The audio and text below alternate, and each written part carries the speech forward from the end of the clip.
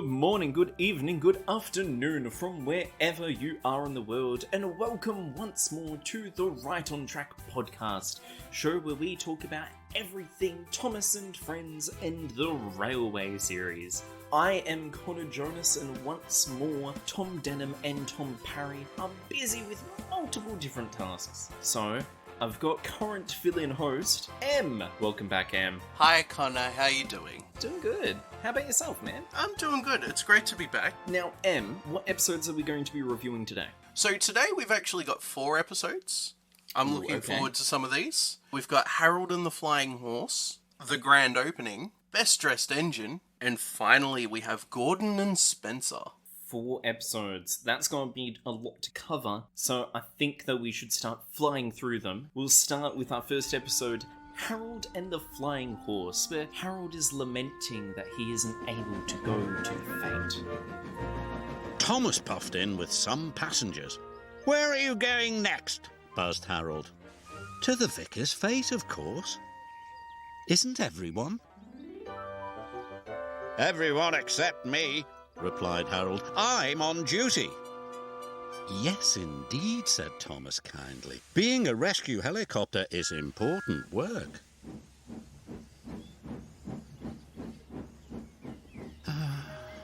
"But no one needs rescuing," sighed Harold.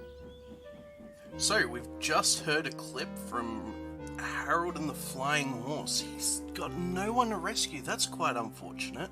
Yeah, so Harold and the Flying Horse by Robin Kingsland. It very much makes me question and then answers a question about Harold. Okay. And that is, what is his job? As you heard in the clip, Thomas referred to him as a rescue helicopter. Yeah, he does. So he's like a Coast Guard. But at the same time, we see him delivering the mail. He seems to be a bit of a all-rounder helicopter more than just a rescue helicopter. It's so weird, because so often we see him in this rescue role, such as Toby in the Flood, Percy's Promise, and now this story, Harold and the Flying Horse. But he also just does other jobs.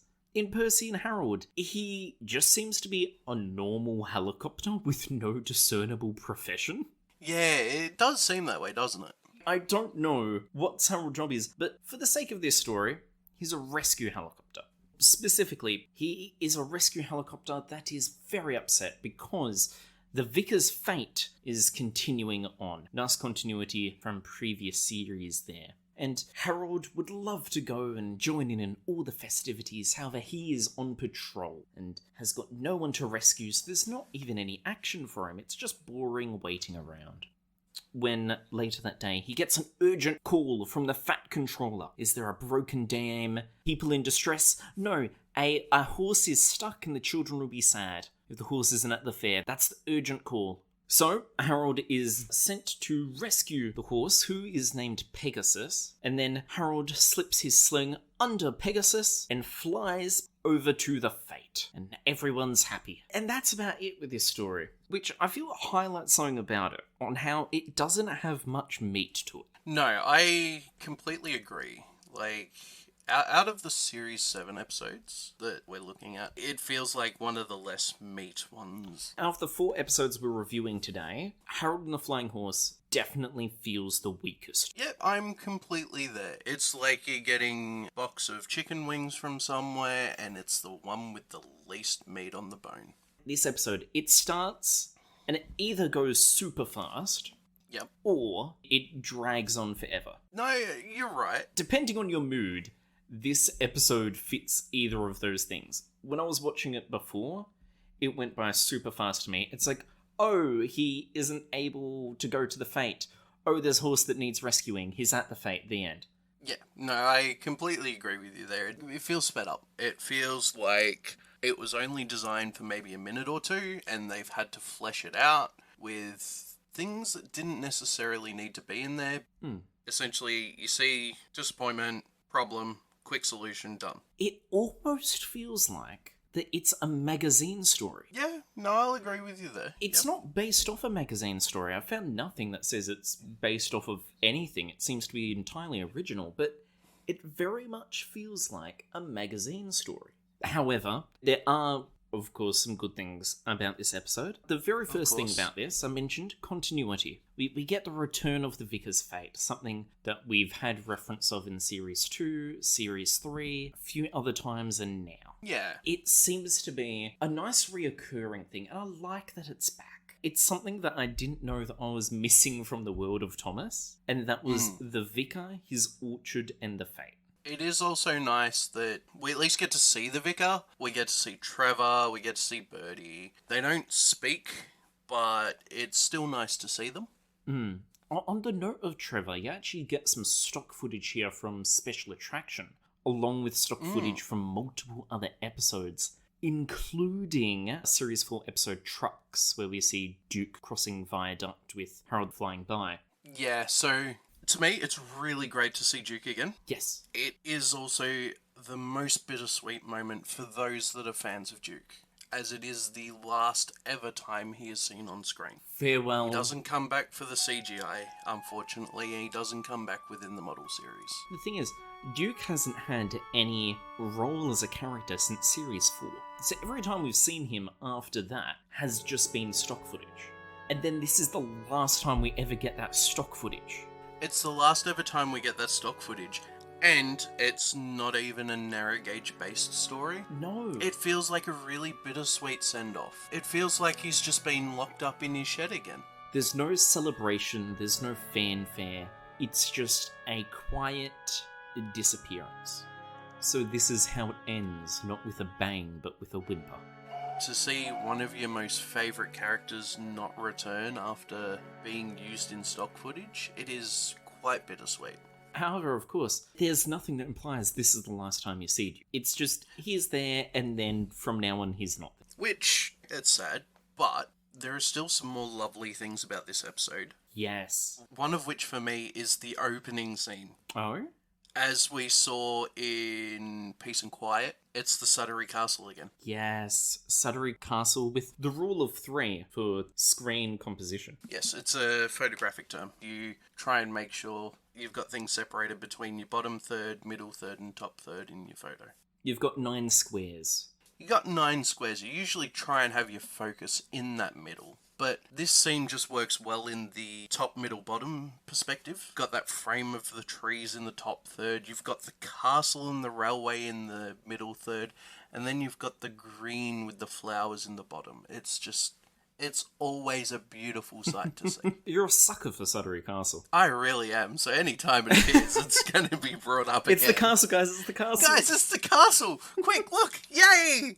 What this episode does really well, though, I feel, is just the detail that is not mentioned. Most explicit version of this would be the name of the horse. That the flying horse in the title is Pegasus. Now, for those that don't know, and as Sir Topham Hatt mentions in the episode, Pegasus is the name of a horse in a very old story. This story that he's referring to is archaic Greek mythology. Yes, the flying horse Pegasus, with its wings stretching from its back. I'm a massive history nerd. I love my mythology. I too love my mythology. The Greeks, not so much. I tend to touch more on Egyptian and Norse, but just hearing the reference with Pegasus there, and it makes you think, because out of all the Greek mythological creatures, a Pegasus is one of the more well-known. It's one that's drawn more often as well. Yeah, well, a horse with wings is quite a memorable sight. But I will say, though, that detail there about naming the horse Pegasus, it was not necessary. It doesn't contribute much to the story. The only thing it contributes is, hey, the horse is going to be flying in the episode. Why not, for a laugh or a reference, we name the horse Pegasus? The children mightn't get that, but the adults and grown-ups watching this would be able to connect Pegasus the flying horse with this horse called Pegasus that's flying. For those of you that don't know, Pegasus, flying horse, archaic Greek mythology, offspring of Poseidon, god of the sea, and Medusa, gorgon with snakes for hair and can turn you to stone, and then was later used by multiple heroes in the various tales. But how does Pegasus fly in this story? Because we've got enough magic with a world of talking trains and an entire railroad that isn't considered canon. So how does this horse fly? So essentially what happens is Pegasus ends up running off and falls in a ditch. So they have to actually get Harold in. That's where that important phone call came from. And Harold has to use a sling hung from a cable from him, tucked under Pegasus, in order to lift him up and carry him off to the Vicar's fate. I will say, flying a bit low there, Harold, with Pegasus, there's a particular shot where you see like Percy looking up at the flying horse, and you see Pegasus go by the chimney of a house on the same level as the chimney. A metre to the left, Pegasus is smacking into that brick chimney. The thing is, though, Pegasus will be a horse, and horses can weigh a fair bit. Yes. Probably a bit more than Harold's used to lifting. Fair.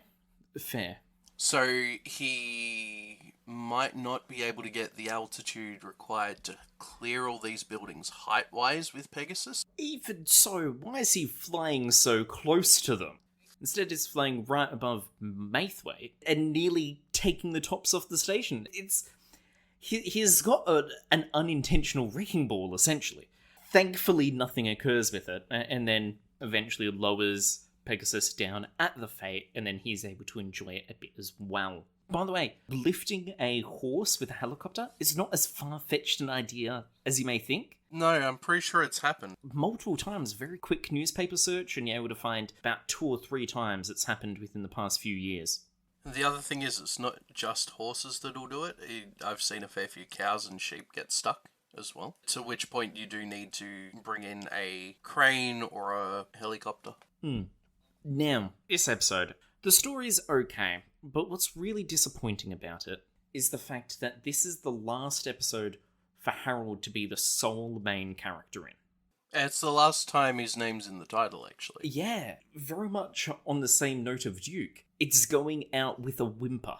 Yeah, it's not going out with a bang, it's just fizzling out, very disappointed. As if you were trying to set off fireworks and it started raining. There are parts of it that you can enjoy, such as the little bit of history, maybe some of the clever writing, such as delivering reminders. I love that in reference to the episode. But at the same time, it feels like they took, as you said, a 1-minute magazine story and tried to stretch it out 4 to 5 times its length. And it really doesn't feel like it works, at least not in my opinion. And from the sounds of it, it doesn't sound like it's really worked that well in yours either. Which is really surprising for me, because this is the last episode written by Robin Kingsland. And it's really surprising that this episode falls so flat, because every other episode that he wrote was really impressive.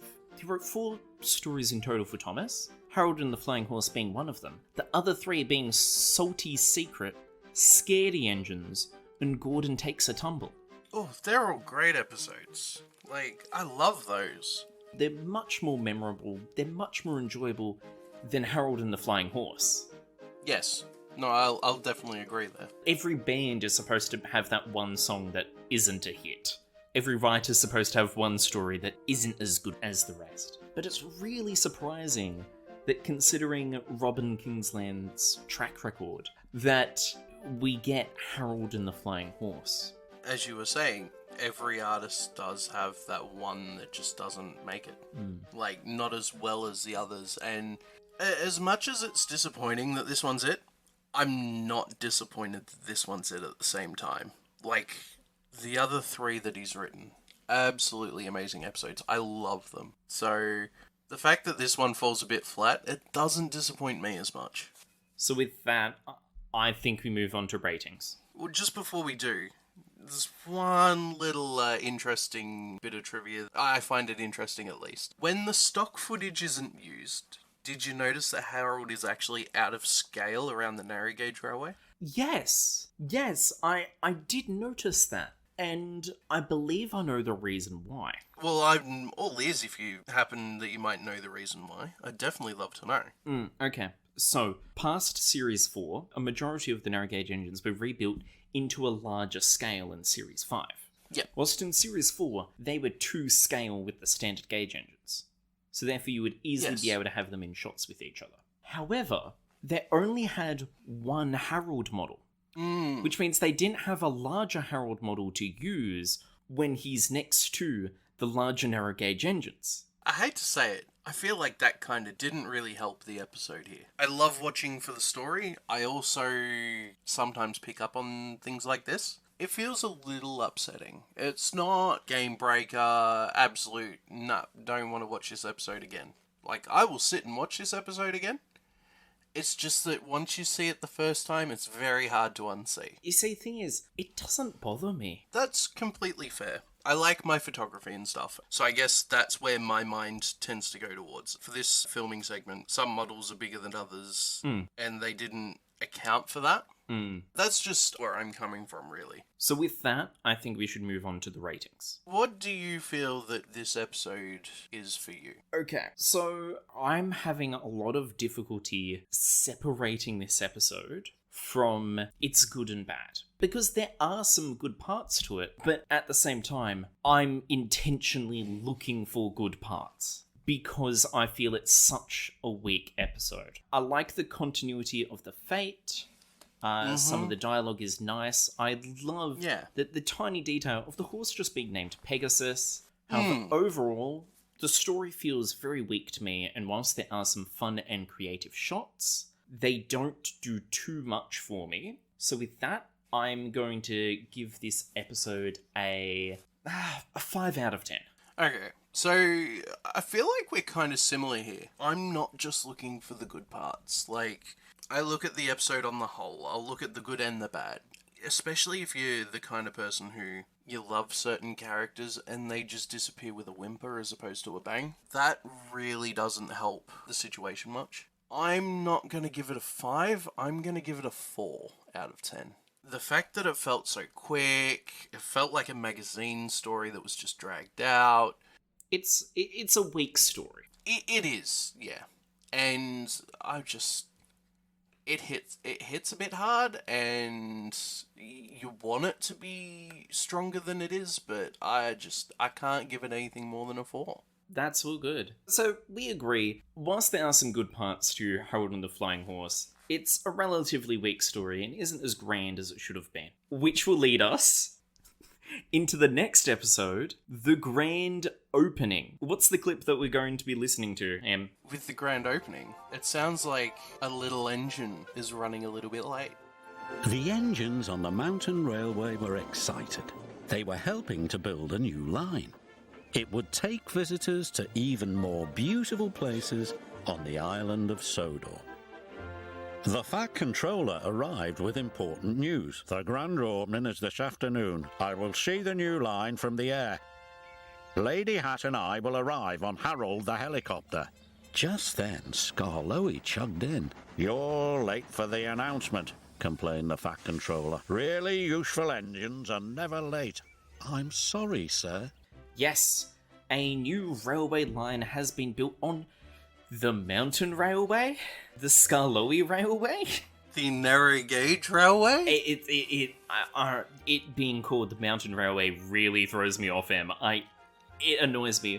It throws you off, it throws me off. I think it would throw anyone off, Connor. So, new line has been built. Yep. And as Sir Topham has been giving a little announcement to the other Skarloey Railway engines about the duties of the day and how the grand opening will go, Skarloey is running a little bit late and he gets a light scolding. But what happens in the rest of the episode, Em? So, as we heard, the engines have been working towards opening a new station. And as we've heard again, the Fat Controller has announced what the day's proceedings are going to be. And Skarloey's rocked up a little late. Essentially, Sir Topham Hatt's turned to Skarloey and said, look, you can't be late for the opening. It's going to be disappointing if you're not, because we want everyone to be there. So, the Fat Controller and his wife, Lady Hat, make their way to Dry Ore Airfield, where they go for a ride in Harold. But Harold's having a bit of engine trouble. He's unable to go anywhere for the day. So, the Fat Controller's had this smart idea. He sees a hot air balloon. And so, they climb in and they get taken off, and they start heading out towards the new station. good little engine friend Skarloey is running late again, unfortunately. He's waiting for workmen to load up his trucks, and he starts to get impatient. The Fat Controller actually sees Skarloey waiting, and he's starting to worry, oh, what if Skarloey's late?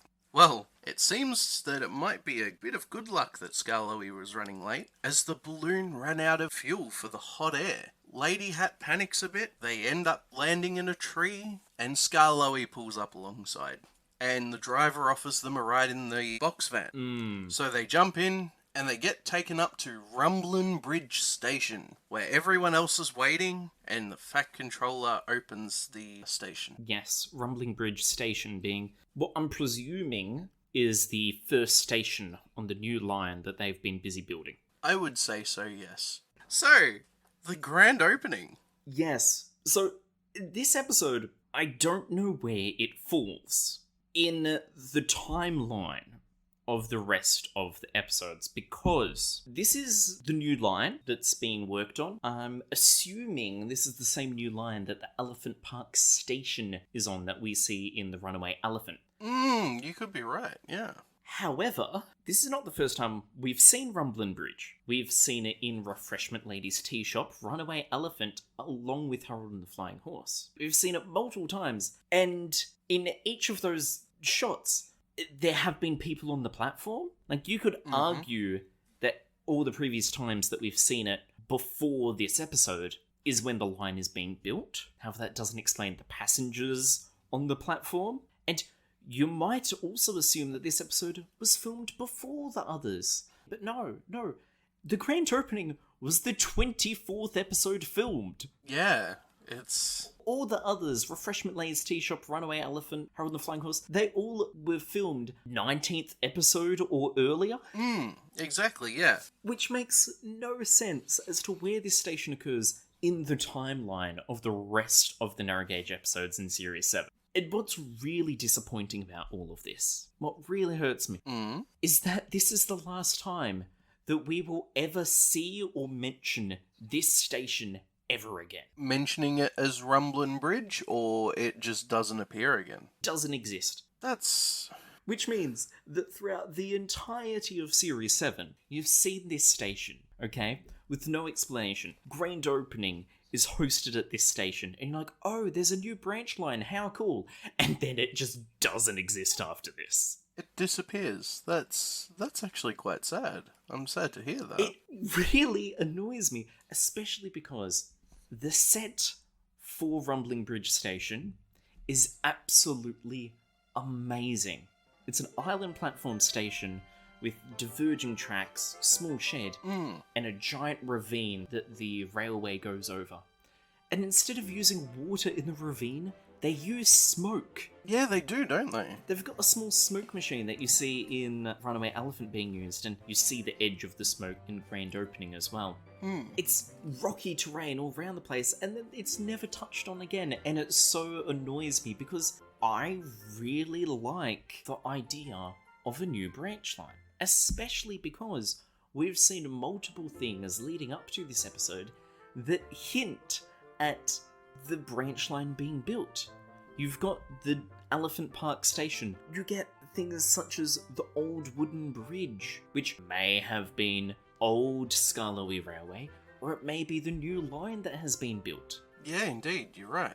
Yet from all of this, we just then never get it ever again, and it so annoys me. But this episode does do a few really good things. Apart from the beautiful sets, you've got the fantastic aerial shots from the hot air balloon, which also return with the red balloon.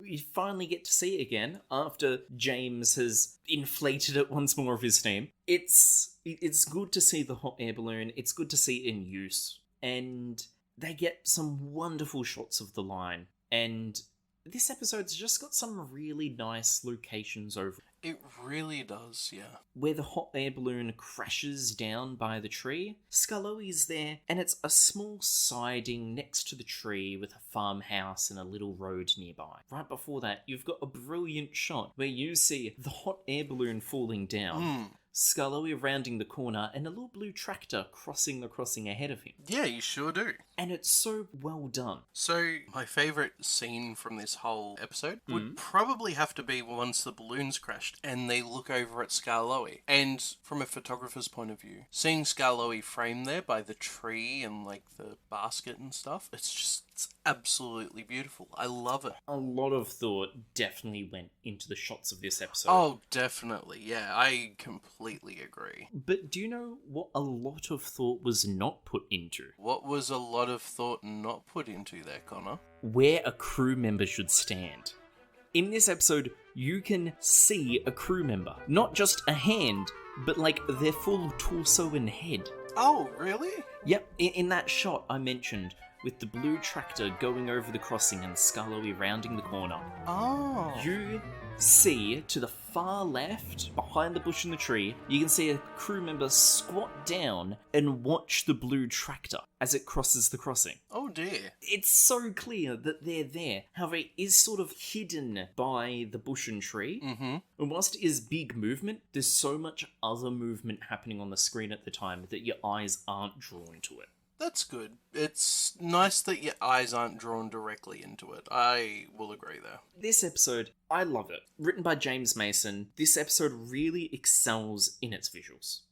No, I'll definitely agree. Like, from the photography, filmography point of view, it's absolutely amazing. There's just so many beautiful shots. And I'm gonna say, even though we do see these episodes where crew members are seen or parts of camera equipment, it makes it feel like it's actually being created by real people. That's something that in later series, when we move to full CGI, I know it's still created by real people, but it doesn't feel the same. Because it's not a tangible thing. Like, you can't hold a Exactly. CGI model. No. But you can hold the blue tractor, the tree, Skarloey. You can hold all of them. Yeah, you can actually physically, like, go around and look from all angles and be able to, you know, if you had access to the sets and the props, you'd be able to actually pick things up and be able to physically look at them. Another thing that I feel this episode has done really well, apart from the multiple sets, which I've gone multiple times, and the camera shots, The scenes, the shots. yeah, is that some of the dialogue is really nice. It just works so well. Especially love the characterization of Lady Hat. Where it's like, oh, you're going for a helicopter ride. Oh, how lovely. Now you're going on a hot air balloon. Me? Riding this? Is amazing. It's I love that line. I love the characterization of her. And there's so much, just little bits of dialogue throughout the episode, such as, oh, it's glad to see you, Skarloey. As the balloon's starting to fall, I want to get out! Not now, dear. Like, it hasn't even reached the ground and she's trying to get out. I'm now just picturing her trying to open the gate lock. However, what I feel that this episode really lets itself down on, story itself. Excluding everything about how you never see Rumblin' Bridge station ever again, is that I could watch this episode on mute, because the parts of the episode that make me want to rewatch it are just the visuals, just the sets, just the shots. The dialogue is good, as I said, but the story just feels so weak to me that it's not what I go back to this story for. I completely understand there. I do believe it does fare better than Harold and the Flying Horse. Oh, tons better. Tons better. The fact I could sit there and just watch this on mute, on, like, one of my computer screens, and just be enjoying myself. I could be listening to various little musical ditties that have been written around narrow gauge railways and whatnot. I feel like this episode has more. And that comment speaks to the strength as to how good the sets and the shots are. On how you could watch it on mute and still enjoy it. With all of that said, I think it's time to move on to ratings. agreed. Why don't you start, Em? Okay, so as I think we both agree, this is an episode that we'd happily put on again, but maybe not with the audio. Yeah. At least for the visuals. There are some amazing musical tracks I could put over that, and I would be happy. The story, I feel it's less than amazing, but I don't feel like it's a bad story. It's a nice story. I feel like this is around a 6. Don't feel like it's gonna get much more than that, but I couldn't go and give it like a 5 or a 4. I feel like 6 is where it sits, in my opinion. I am gonna go higher. I'm gonna say it's a 7. Whilst the story is certainly its weakest element, it's still an okay story. But every time I see the little line that Skarloey's cleaning the trees from, or Rumblin' Bridge Station, it draws me in. It makes me want to go and look at those sets in person. It makes me want to explore that location. It fills you with joy. Whilst it does annoy me that we won't ever see or hear of Rumblin' Bridge Station or the new line ever again, I still really like this episode, which is why I'm giving it a 7. Now, we've explored a bit of the Skarloey route. We have. And for those that may not have known, Skarloey Railway is based off a real railway in Wales called the Tailllyn. And the Tailllyn Railway had a documentary team come over to shoot a very short documentary about the railway and the Preservation Society on it. For this short documentary, they had a small theme, Railway with a Heart of Gold. And what you're about to listen to now for our musical interlude is MusicofSodor's mashup between the Skarloey Railway theme and the theme from that documentary, Railway with a Heart of Gold. You're listening to the Right on Track podcast.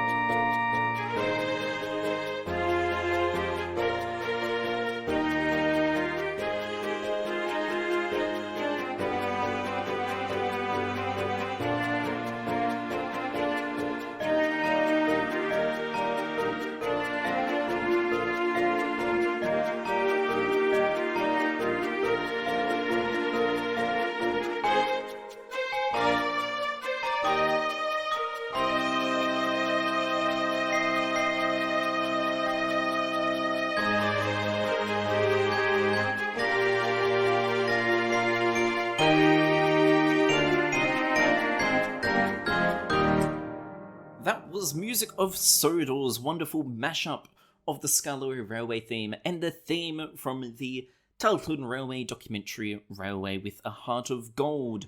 You're listening to the Right on Track podcast with Connor and Em. We're halfway through our reviews for today, and right now we're going on to the best dressed engine, where it is nearing May Day on the island of Sodor, and the engines are discussing about decorations. The station was being decorated. The Fat Controller said that the engines could be too. I'm going to have flags and streamers, whistled Percy. I'm going to have a big red banner, whistled Thomas. What decorations will you have, Gordon? Asked Murdoch. Decorations aren't dignified for an important engine like me. I pull the express. Gordon was feeling insulted. Well, Gordon, I'm not too fussed about hearing what you're wearing. Thomas and Percy, that sounds lovely. I would love to know what Murdoch's wearing for this best dressed engine. Yes. Best dressed engine, I feel one of its strengths is that Murdoch is actually a character in it. You know how excited I was when we got to Peace and Quiet last time and Murdoch arrived? It's just one of my favourites. What I love about it is so many times with these characters that are introduced is you'll see them. They have like a part in one story and that's it.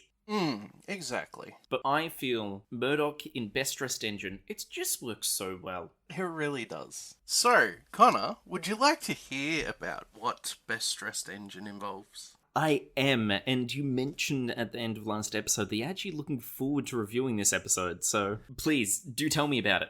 So, the engines are actually celebrating May Day. Yes, May Day celebrated all over the world, predominantly in the UK. It's celebrated on the first Monday of May to commemorate the first day of summer, more or less. There are tons of other things around it, but essentially, it's the start of summer. Anyway, down in Knapford, the station's being decorated, and the Fat Controllers turned around and said that the engines are also allowed to be decorated for this special event. However, there is one engine that finds these decorations indignifying, and that would be Gordon. He's not interested. He leaves with the Express. A bit later on, we get to Tidmouth, and a few of the engines are being decorated, and James has come up with an idea. Having a competition for the best dressed engine. Of course, Gordon, not shying away from a competition, says, "I win any competition." But when James reveals to Gordon, you will have to be decorated because it's a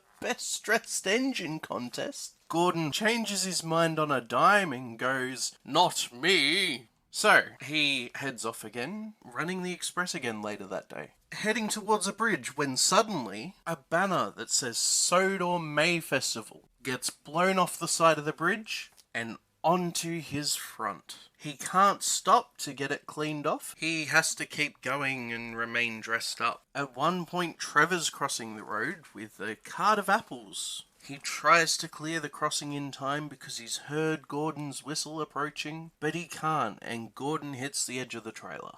Eventually, they get to the end station. Everyone's surprised to see that Gordon's got a decoration on him, and James announced that Gordon is the best dressed engine. Everyone agrees, and secretly Gordon is quite pleased because he did win the contest like he wanted to. So, this episode has done so many good things in it. For one, you've got to admire how the engines all say Gordon won the competition, just because of how ridiculous he looks. By no means is he the best dressed engine. He's got a bonnet on, essentially. He does. It looks funny. I laugh whenever I see it. But it's still lovely that he's accidentally ended up being decorated and he wins. Mwah. What this episode does, though, is something so out there that we've discussed on the podcast before. It answers the question of control over the engines, I think. Well, no, I think it does. And that's because Gordon's turned to his driver and says, "Stop, this needs to be pulled off." And the driver says, "You can't stop. You're on the Express. We can't stop." Because Gordon can't see the track ahead of him, if he was the one solely in control, it would be extremely dangerous to be pulling an express train and not seeing what's ahead of him. In which case, if Gordon was the one in control, he probably would have stopped, gotten the driver to remove it. However, because the driver and fireman are like, nah, don't stop, it means that, hey, they can still see out of the cab. It's only the smoke box that's covered, which means that they're able to continue on driving the train as per normal. There is a contradiction to this, though. Because if we follow the idea that Gordon can't see the line ahead of him, oh no, he's going to have an accident and crash into something, but luckily his driver and fireman can still see. He still hits Trevor's cart of apples. Exactly, he still crashes through the level crossing. He does.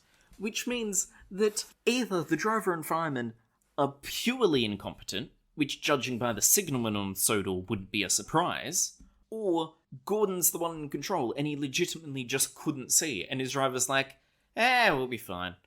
Or the third option is the signalman's just still being lazy and didn't do his job properly at the level crossing. Yes, however, I feel the issue here is that Trevor should just stick with country roads at this point, because nearly every time he's been crossing a crossing at late, he has been involved in some kind of accident. He's just too slow. But I will say, that accident, as Gordon crashes through the gate and knocks aside the cart and continues on, is so satisfying to watch. When Gordon hits the cart, he hits the corner of it and it just swings around. But in the very next scene, we see it on its side and directly behind Trevor again. There is something else, though. Go If on. you watch the accident frame by frame, you can see that Gordon's left buffer, where he's hit the cart, is actually damaged and on its side. It is really interesting to see, because normally you don't see actual damage being done to the props on the show. Of course, there'll be things that would have damaged them, such as Henry diving into the water. However, this looks very much like an unintentional accident. Now, Best Dressed Engine, Polly Churchill, It's got brilliant accidents, it's got brilliant bits of dialogue. It's got Murdoch! It's got Murdoch. Furthermore, it adds something else to Murdoch's character. It really does. We know Murdoch likes peace and quiet, and normally with any other newbie character, that is the only thing we'd ever know about him. But as the engines are at Tidmouth Sheds getting decorated, Murdoch is a little bit shy. But he's still getting involved too. And I absolutely love, it's such a subtle bit of character development to a character that's not even too important to the story, but it adds just enough to him that I feel so grateful that he is a part of the story. I absolutely love every time Murdoch appears. And sadly for you, Murdoch doesn't have another speaking role until Series 12.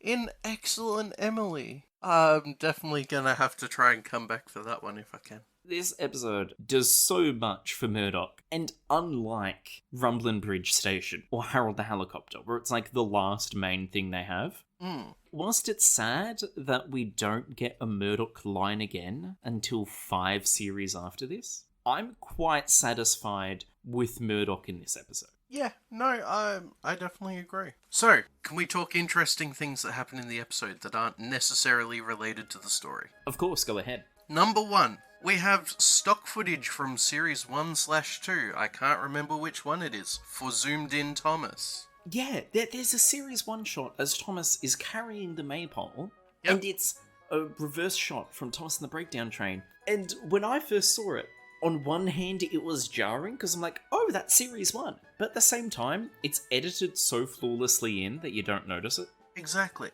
We're using stock footage from Percy's Chocolate Crunch, Bulgy Rides Again, and due to this, both those 2 episodes and this one, Best Dressed Engine, all have the same opening shot. Correct. Because other stock footage from Bulgy Rides Again has been used, Yep. he's in his Scarlet livery again. Yes, he is. But my question is, does this place this episode before or after Bulgy Rides Again? Or during even? Oh, that's weird. Okay, Yeah, okay. So, you see where I'm coming from, don't you? because Bulgy's in this, in his scarlet red livery again, it means that he's been refurbished, he's back on the roads. Yes. However, He was only on the roads for a day before the hens. yeah, before the hen incident. We don't know how long it was until he's refurbished into a vegetable bus. Another thing is that in Bulgy Rides Again, Thomas and Emily are in the works, and Thomas is very clearly in action in this episode. Yeah. Which would mean that this story would have to take place during the events of Bulgy Rides Again, after Bulgy says that Thomas and Emily can have the hens and the passengers, but before he's refurbished into a vegetable bus. So what we could be seeing is Bulgy crossing the bridge on the way to the works to be refurbished. I think we're getting too far into this, Connor. We are. So, it's the only other episode written by Polly Churchill. We only had 2. We only had Salty Stormy Tale And best dressed engine. So Polly Churchill only did write 2 stories for Thomas. Banger stories, I'll say. But she wrote for a whole bunch of other children's shows. Tons, such as Bob the Builder and Postman Pat. Sydney Sailboat, Chuggington. Polly Churchill has got a long repertoire of stories, and despite there only being 2 stories credited to Polly Churchill in Thomas, Polly Churchill has done a fantastic job with them. Yes, she really did do a fantastic job. Yes, so let's talk about ratings now. Yep. I really do like this episode. Oh, I agree. It's got great lines. It's got brilliant little accident. Whilst there isn't anything that's too visually out there, it's really satisfying to see the engines all with their different decorations along the stations. So with that, I'm going to give it an 8 out of 10. I was thinking very similar. Now, the thing that really makes it for me this episode, and I think it's the only time it happens, it might not happen again, we actually see Murdoch hauling 2 express coaches. Yes, you do. Seeing Murdoch, who is a heavy goods train who was brought here for big freight trains, seeing him on a passenger train, all decorated, it's just that extra little touch that really hits where you live, you know? It hits you right in the heart, just, oof. At least if you're a fan of Murdoch like I am. And in saying that, I have to agree with you on everything you said. I have to say, I think I'm going to give it an 8.5 out of 10. Extra 0.5 ahead of me. I see how it is. So with that, we move from one Gordon story to another, to Lee Pressman's story, Gordon and Spencer, where there seems to be a visitor to the island. Yeah, for some reason, Gordon's been routed into a siding. I'm going to be late, he muttered. A huge engine rocketed by.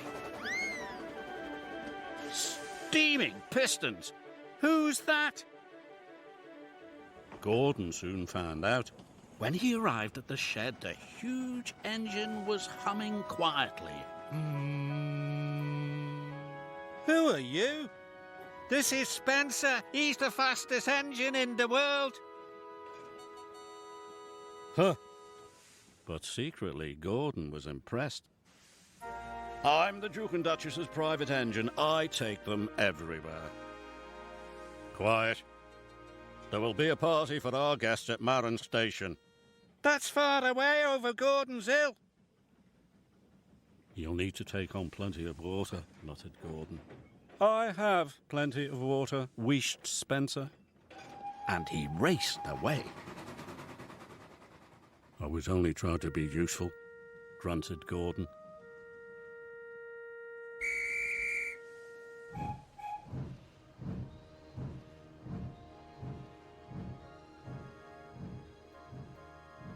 Ooh, a shiny new engine. I think we need a little bit more than just that snippet. Connor, could you explain to us what this episode's about? So, Gordon and Spencer. Gordon is very excited because a Duke and Duchess are visiting the island, and he's made sure he's all cleaned, and as he's going to visit them, he's been put in the siding, and a speeding streak of silver shoots by him, and he later meets the engine known as Spencer. Now, Spencer is an LNER Class A4, sporting a silver grey livery with black lining, built somewhere between 1935 to 1938. His livery is a callback to the earliest A4 locomotives, which had silver grey livery. Now, the claim mentioned by James of him being the fastest engine in the world comes from the most famous of his class, the A4 number 4468 Mallard, which broke and still holds to this day the record for the fastest steam engine, which reached a speed of 126 miles an hour or 203 kilometers an hour in 1938. So, Spencer, being the private engine of the Duke and Duchess, takes them everywhere, and he gives them a tour of the island and gets ready to take them off to Marron Station. But, as Gordon says, he'll need plenty of water, and silly Spencer has not. So he gets stuck on the hill, and Gordon is sent to his aid, takes Spencer up to Marron Station, where Spencer's quite embarrassed, and he arrives right on time. Now, I absolutely love this episode. It does so many things well. But do you know what it does not do well? Is specifying what humming quietly means. Because it talks about how Spencer was humming quietly in the yard. And then you get, in the Michael Angelis narration, just humming a singular note. And then he's just... and holding it. And there's no actual reasoning behind that. Because when I think of humming quietly, I think of... No, clearly you're not thinking of... My bad, excuse me, my bad. But this story, it is amazing. It's got some brilliant shots and creative trickery, such as when Gordon's in the siding, looking rather discontent, and Spencer first speeds by.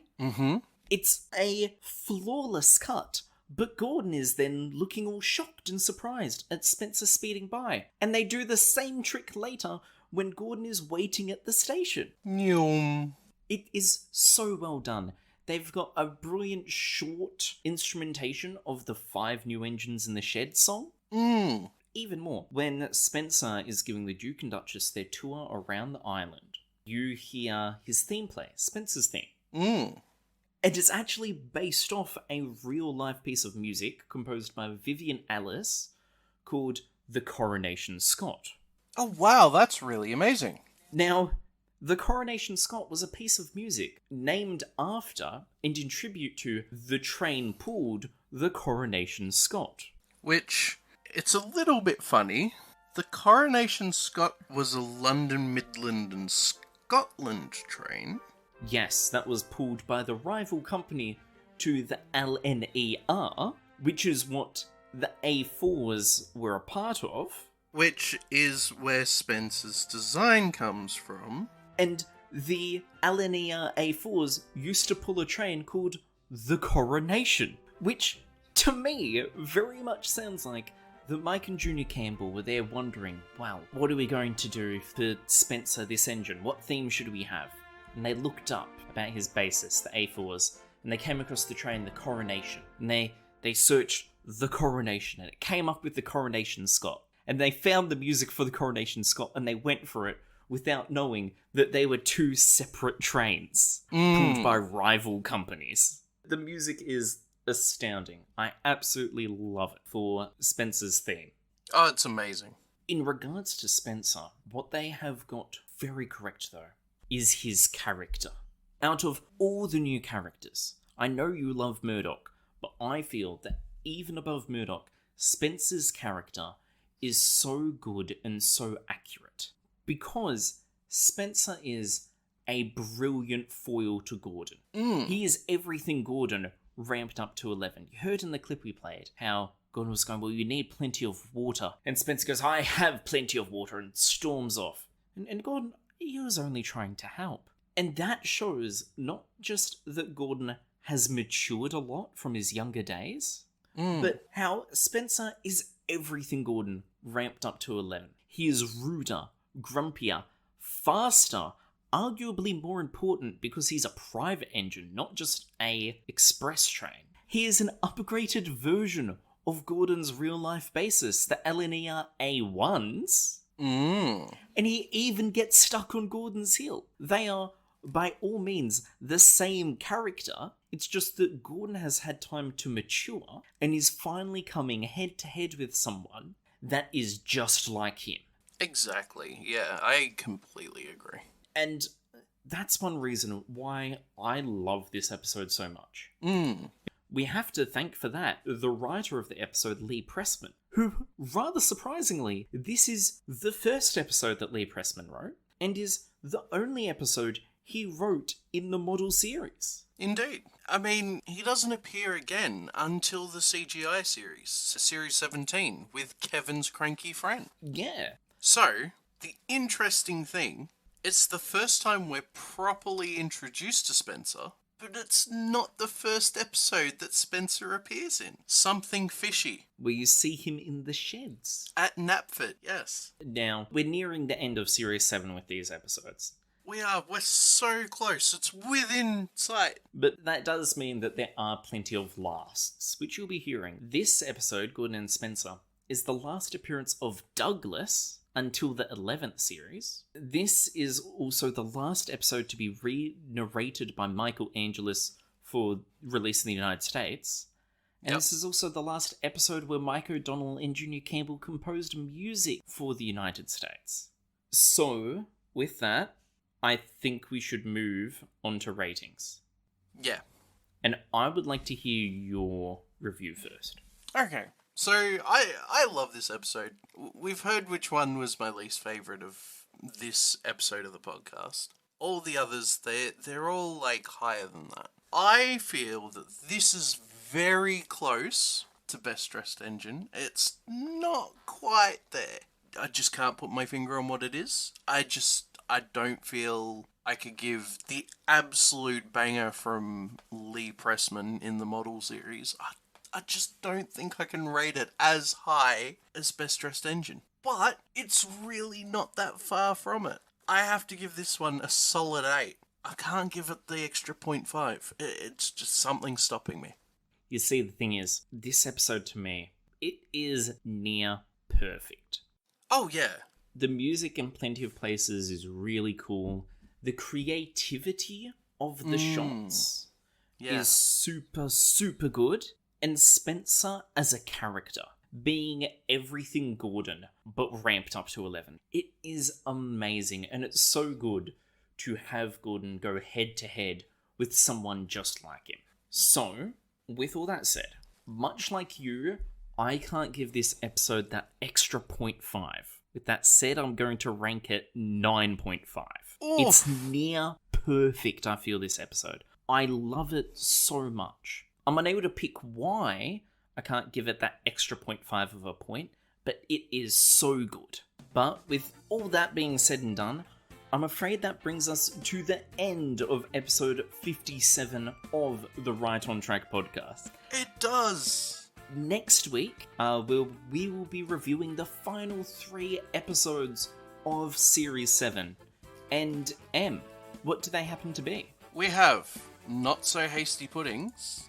We have Trusty Rusty. We have 3 Cheers for Thomas. There's a good story or two in there. Until that episode comes along, you can keep up to date with us on all of our social media, where we've been doing a few little fun secret reveals recently, such as our Twitter at OnTrackThomas, our Instagram TTTE_RightOnTrack, our Facebook, facebook.com/RightOnTrackThomasPodcast. Or if you want to send us an email with your thoughts, comments, suggestions, let us know what you would personally rank these episodes. Send us an email over at rightontrakkthomas@gmail.com. Eb and I will be returning next week with those reviews. Until that time comes, I'm still Connor. I've been M once again. And this has been the Right on Track podcast. Adios, guys. Bye.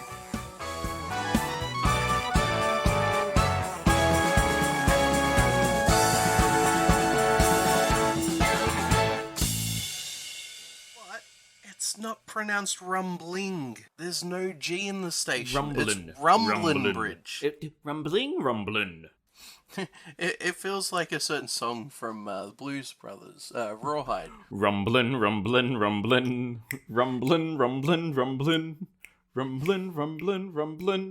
Bridge. Skarloey's running late now, the balloon is falling, and we're going off to Rumblin' Bridge. Actually, that was very lovely. Well done. I am impressed. Trains, yeah!